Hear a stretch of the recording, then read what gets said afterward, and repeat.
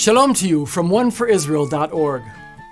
In John 1, representatives of the Sanhedrin were sent from Jerusalem to investigate John, the son of Zechariah, who was preaching the coming of the kingdom of God and immersing large numbers of Jewish penitents in the Jordan River. Intent on discovering John's claim to spiritual authority, the delegation asked him directly, "Who are you?" He confessed and did not deny, but confessed, "I am not the Messiah." And they asked him, "What then? Are you Elijah?" He said, "I am not." "Are you the prophet?" And he answered, "No." Their query reflects the end-time understandings of the Jewish people in the first century, based on the prophetic writings in the Tanakh, the Old Testament. Naturally, the coming of Messiah was intimately linked with the establishment of God's kingdom on earth and the Olam Haba, or the age to come. Because the prophet Malachi had predicted the return of Elijah before the great and terrible day of the Lord, this was another reasonable line of questioning. But when John had denied being either of these two eschatological figures, the delegates asked, "Are you the prophet?" Not a prophet. Clearly, they had someone very specific in mind. Another particular individual, like the Messiah or Elijah, who is expected to appear in the end time.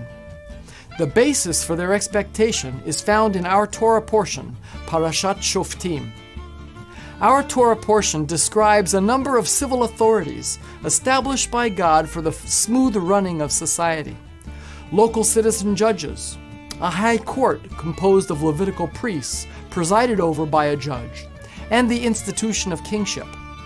In this context, and in contrast to the soothsayers of pagan societies, God also promised to raise up prophets who, like Moses, the ideal prophet, would receive divine revelation for the guidance of the people.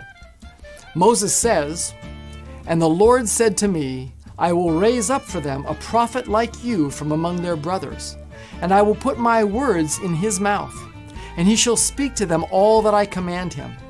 And whoever will not listen to my words that he shall speak in my name, I myself will require it of him."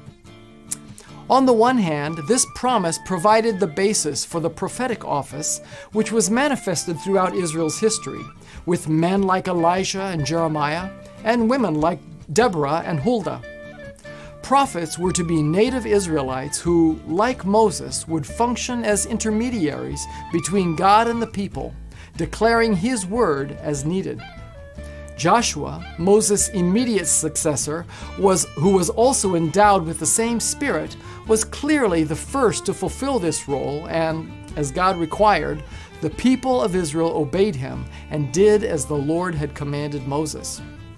Nevertheless, Deuteronomy closes with an acknowledgement that the promise of a prophet like Moses demanded more than just a functional equivalent.